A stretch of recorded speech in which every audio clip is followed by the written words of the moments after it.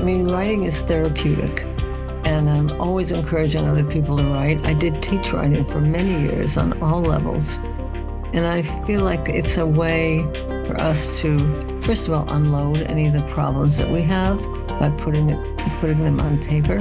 But also it's a way to express what we really can't express in daily life. You know, you can't go around being mad or sad, or, you know, you can, but it's important to actually have some closure on that. And if you put it into words and you can see it, it lessens the pain and it increases the joy.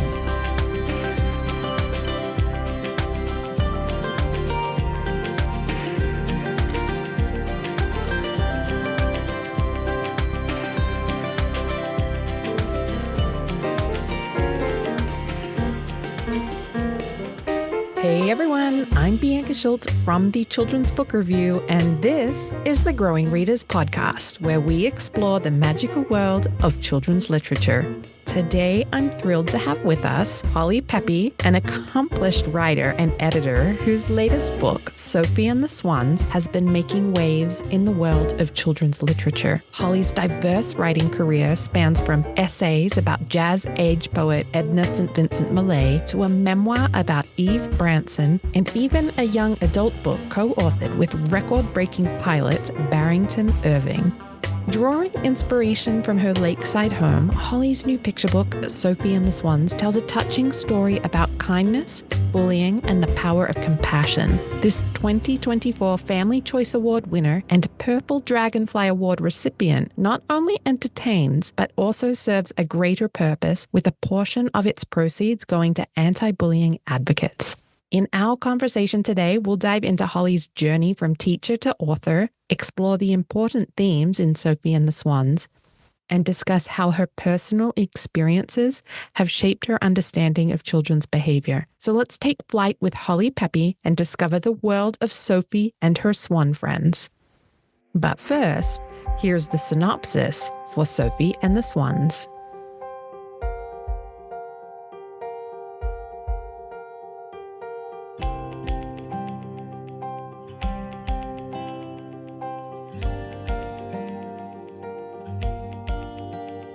Sophie is a little girl who lives beside a lake and makes friends with a pair of swans who visit her every day. One day, when a bully starts to torment the swans, Sophie rushes to defend them, not by attacking the bully, but by showing him kindness when he gets into trouble on the lake.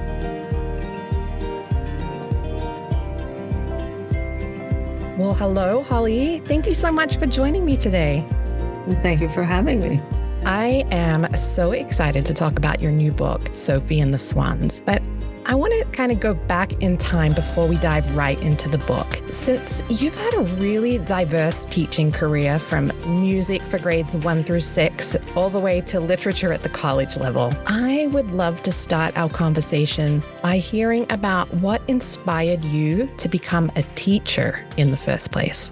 I think I would have to say my parents, because they were both natural teachers, even though my father was actually a veterinarian and my mother was a nurse. But they were constantly teaching us and wanting to fill us in with everything we didn't understand in such a gentle, wonderful way. I also had several aunts who were teachers, and I thought that was kind of a cool profession. But it really was my parents being such great mentors to us that I think early on, I was also doing the same thing. I was, helping my little brothers and sisters, and really just felt like that was such an important role in life, is to be teaching other people and mentoring other people. And there wasn't any one turning point, but I remember after going through, I was also inspired, of course, by some of my elementary school teachers who I just adored. And I think I was following role models. And that's kind of what I tried to do in the book with Sophie, role model. Well, you've written everything from essays, a memoir, and even a young adult book co-written with Barrington Irving, the youngest person and first Black pilot to fly solo around the world, which is so cool. So can you tell us about your journey as a writer? And how did you transition from being a teacher to becoming an author? Well, I think, first of all, I have to just go back to reading. I was a great reader. And I think when you read, it inspires you to write. So I've always written all through my life. And my first poem was age 5, which my mother kept in her drawer. And I always felt poetry was my medium. And then I've been writing poetry all my life. But after school, going through school and wanting to become a teacher, I did follow that path. So as you mentioned, I've really taught all grades all the way through, right up through college and even graduate school. But then I was writing all the time. I mean, I think a writer is a person who writes when they feel like they need to get something out. And certainly that was me. So I never really stopped writing. And as an author, much of my writing was academic after college, and I became literary executor for a poet, Edna St. Vincent Millay. And I did that I'm still literary executor. I started in 2010. I took over from the last one. And so I wrote many essays about her, academic essays that appear in Yale University Press and in that very rarefied world of academia. But my heart was really not there. And that's why I was writing poetry all the time. And this children's book, I was inspired by, I live on a lake, and this setting of Sophie is really my setting. And that little cabin you see, that's Sophie's little writing cabin, is my writing cabin. So it's very real. And these swans, Romeo and Juliet, are really swans on my lake that I named Romeo and Juliet. So that was all just a very organic process. It was very natural for me to want to put that down, and then inspired by a cause, which is bullying. And, having been a teacher for all those years, you see that. And of course, you see it in adults too. It's part of our society. And so anything I could do to try and lessen the difficulty of bullying for children just felt like a really good place to go with the book. So I actually started writing a book about swans because I do love swans and I know a lot about them. And then I segued into thinking, well, if I'm going to write about them, why don't I make it a book that has some usefulness? And so I decided to write a book, anti-bullying book, with my swans, so it's a very real environment. But I put that together to send a message and help kids understand that sometimes bullying it's not the child that's really the problem. It's whatever's happened to the child. So it's really more bullying behavior. When you call someone a bully, it's they probably experienced something that moved them toward that.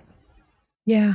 So it almost feels as though, and I like to say this about my own writing, is that, and maybe this is true for a lot of writers, is that we often write to help us make sense of the world. And it's an experience that we do when we get it out in words and on paper or whatever creative form that is. It's helping make sense of the world. And if we can share that with others, I know that makes me feel really good, like I'm contributing somehow. Would you say that's true for you?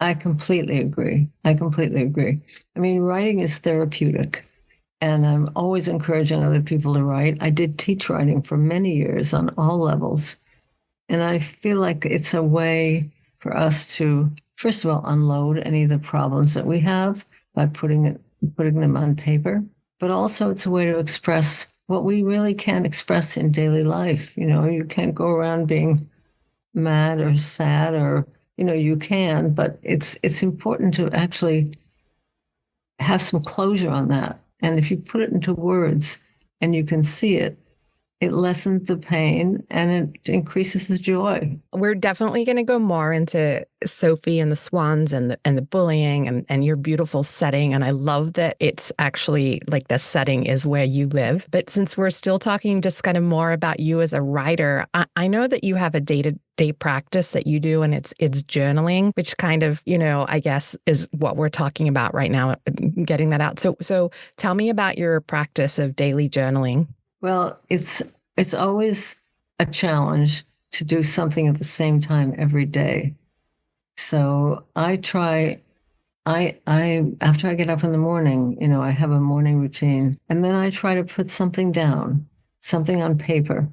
And whether it's a poem or whether it's a part of a song, it might be lyrics that I'm going to go back to, because I did, as you know, I worked in music for a while, and I do play the guitar, etc. But it's such a good release, and I think it's important for everyone, especially if you're having a problem or if something is bothering you, you just can't sort of leave it alone. If you write it out, you'll feel better.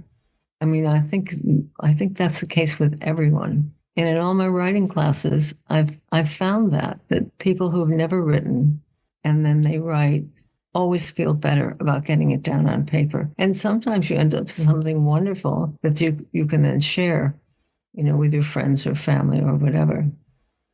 So I just think journaling is a really important process. And I write every day, but I have to confess, I don't write at the same time every day. I don't know too many authors that do write. Like some are very religious about what time they write, and this is my writing time. I feel like a lot it's not always everybody's main job, right? And so we write when we can, we write when the creativity is flowing. So, but I love that journaling practice that you have, that at least every day you're using those writing muscles, your creativity, your handwriting, all of it. Yes, and I think that's what I've said to people who say, gee, I can't write. I say, writing is like exercise. You have to do it. And the more you do it, the better you get at it. And it helps to enjoy it. And I love to write, and I think it's just a necessity in my life. And I think it's not for everybody. Some people dread writing, but it is such a good release. And I think it's so necessary, especially in these times. There's so much conflict all over the world. If you can have a moment with yourself. And in some of my classes, I tell people, write yourself a letter, write your parents a letter, if you don't want to write, you think, well, I don't have an idea. Just write a letter. And it's good practice. Yeah, and you don't even have to send that letter, even just the writing the letter. And yeah, maybe you shouldn't. Yeah, exactly.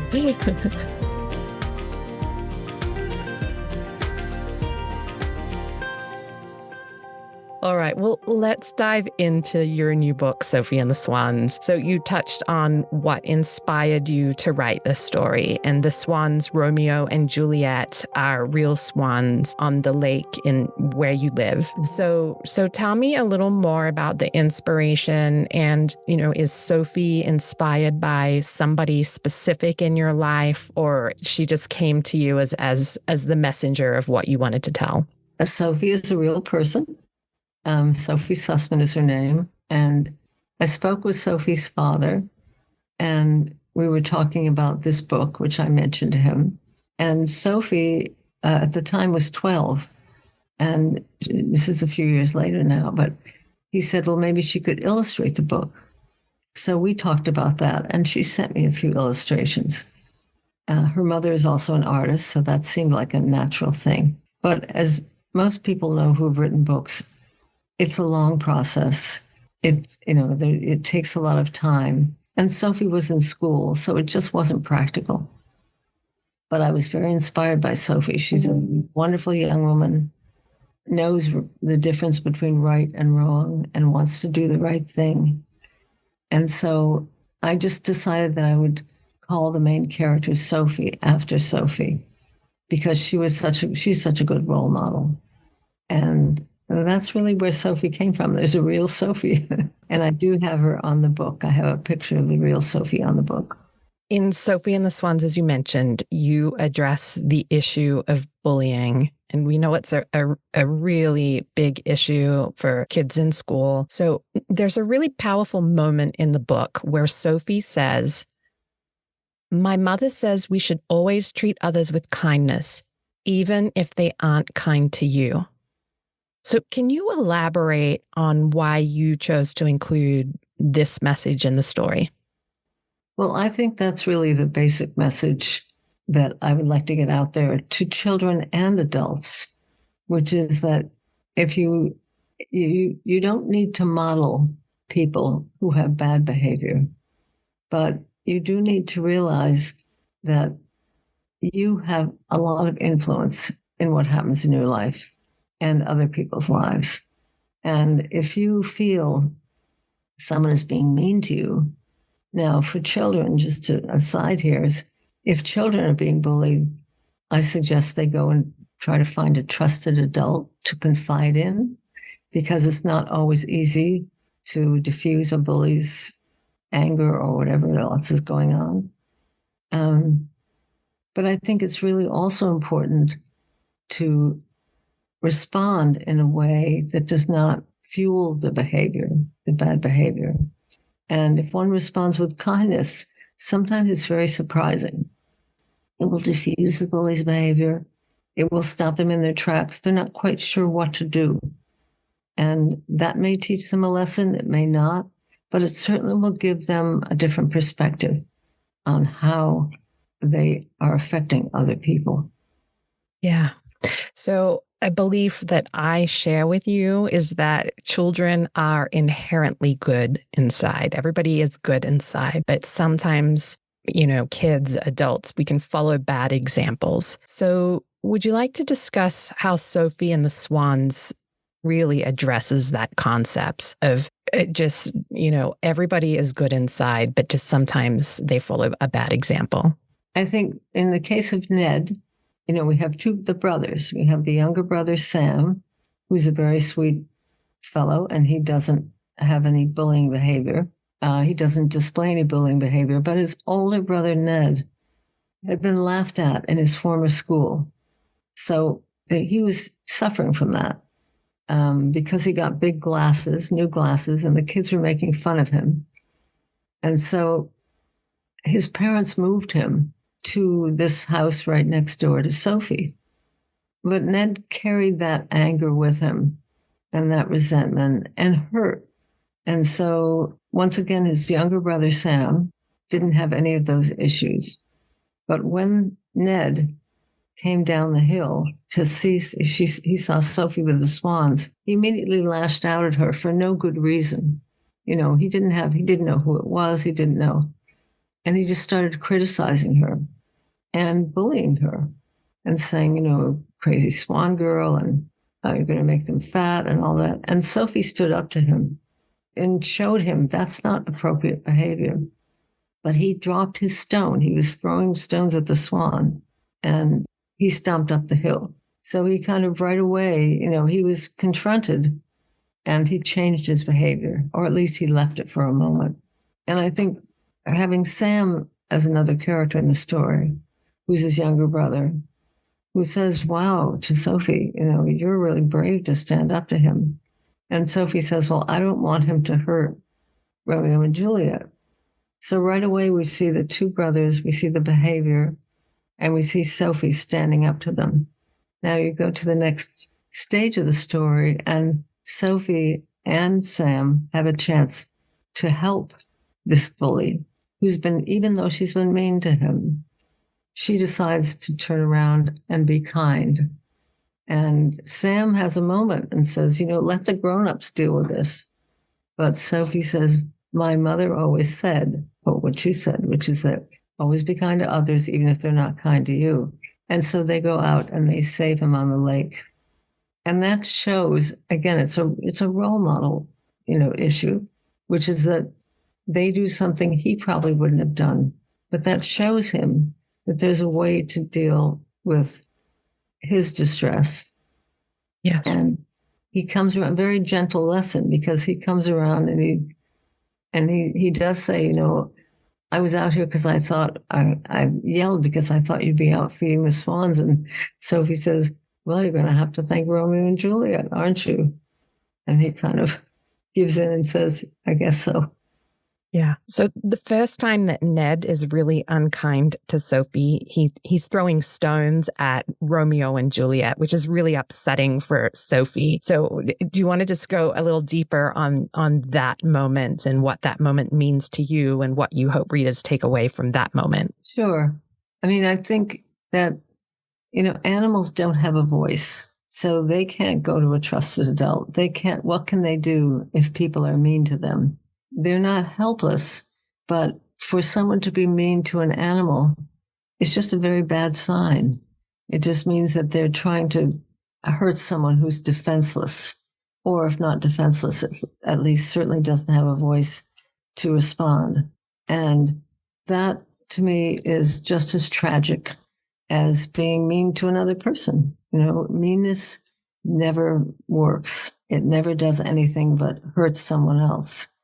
And the reason I made Animal Nation one of my benefactors to give my royalties to is that that's an organization that accepts rescue animals and tries to rehabilitate them if they can.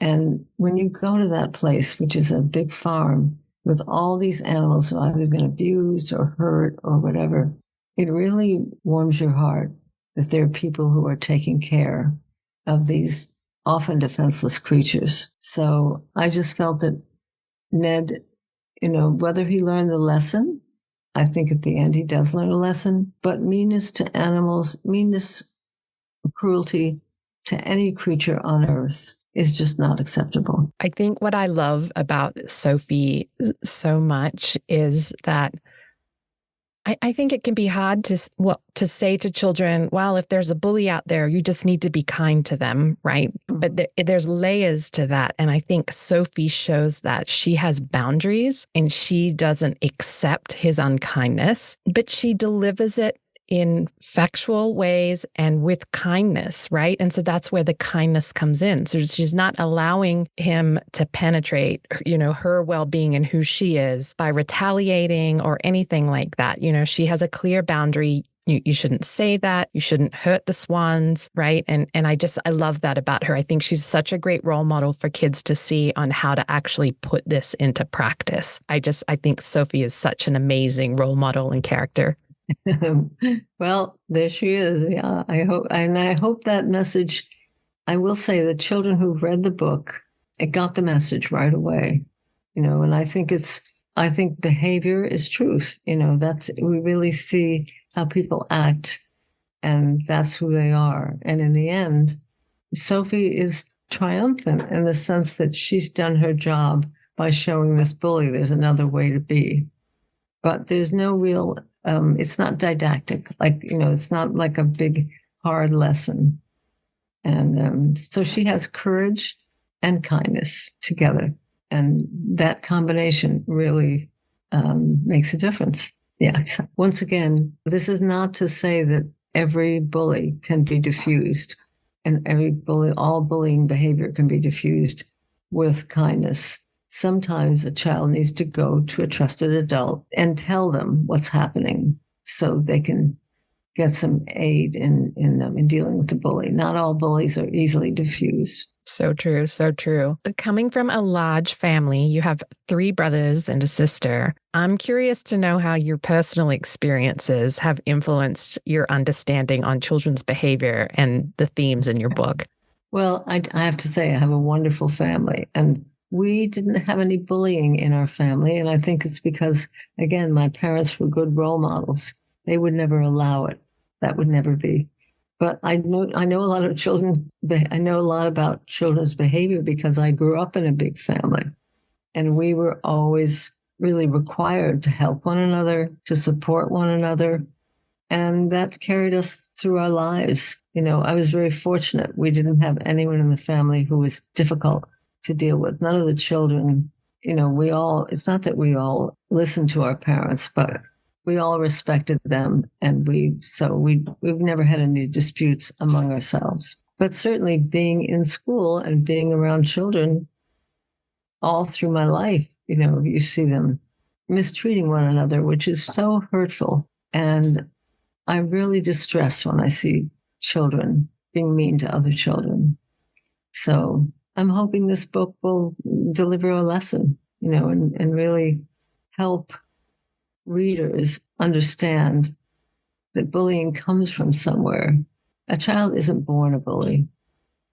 They really are good, as you said before. Children are pure and wonderful, but sometimes they either model bad behavior or they are hurt in some way and they don't know how to respond. And so they display bullying behavior.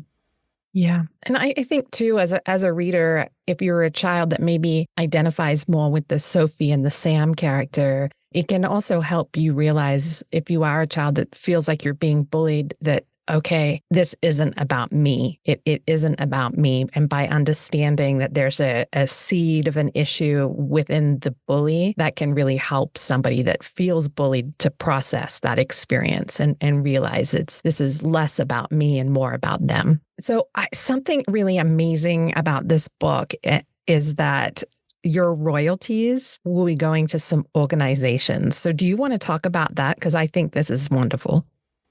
Yes. All my royalties are being split between 3 organizations. One is literally, it's all about bullying. It's the National Bullying Prevention Center. And they do wonderful work. You can look them up online.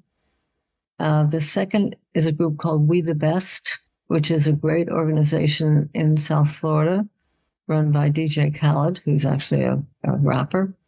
And this is an organization that serves underserved communities and helps children. They have all kinds of programs called We the Best. And the third is Animal Nation. And Animal Nation is a wonderful nonprofit. It's a rehabilitation and rescue center. And it's actually near my lake. It's near where I live. And they have 250 rescue animals there that they care for, including swans. So I thought that that was a good combination of nonprofits to donate to. If you buy the book, please know I'm not keeping the money. The proceeds are going to these great organizations. Now, do you have a copy with you right now?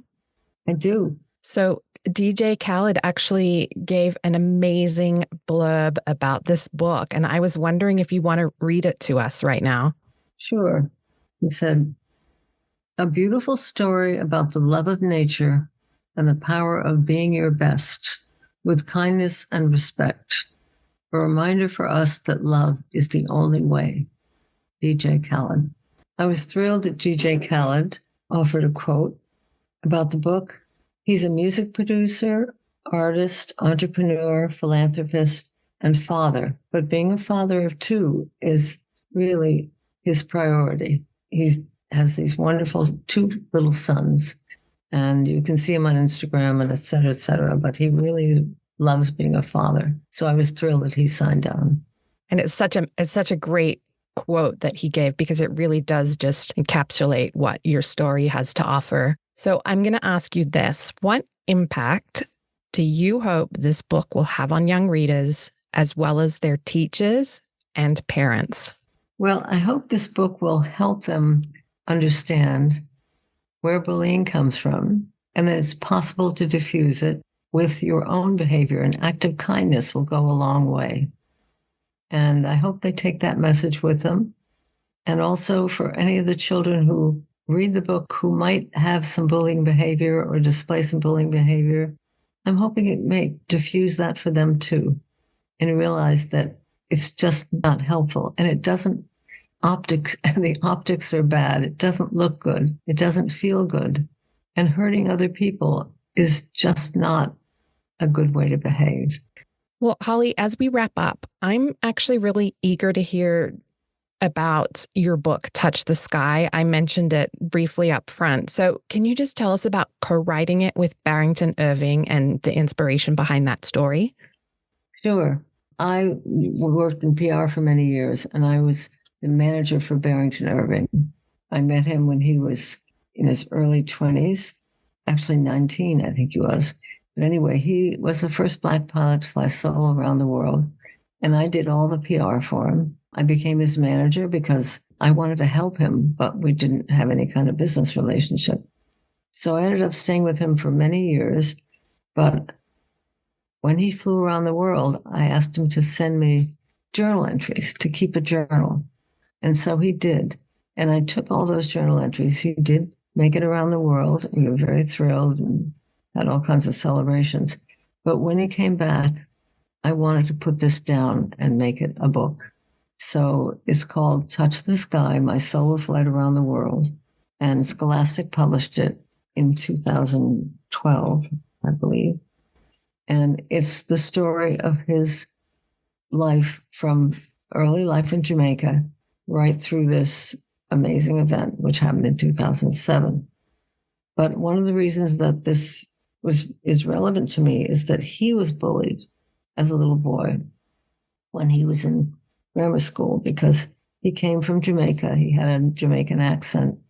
And kids teased him about the accent, the fact that he didn't have the right book bag or the right sneakers or whatever.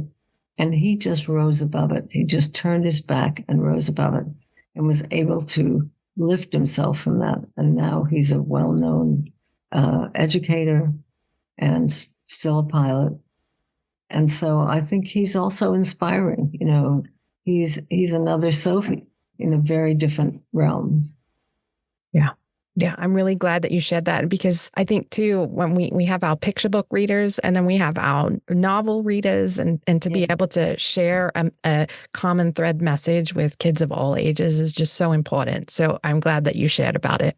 Good. Thank you. Well, Holly, thank you so much for sharing your inspiring journey from teacher to writer with us today. I think your transition from teaching to writing and the insights on Sophie and the Swans have just been really enlightening and also just really important for young readers to hear. And your message about the power of kindness in addressing bullying is so crucial, not just for young readers, but for all readers, for all humans. So thank you for reminding us all with your words about treating others with kindness, even in challenging situations. And most importantly, thank you for sharing your precious time with me today and our amazing listeners. Thank you so much for having me. I appreciate it, and I hope you enjoy the book, all of you.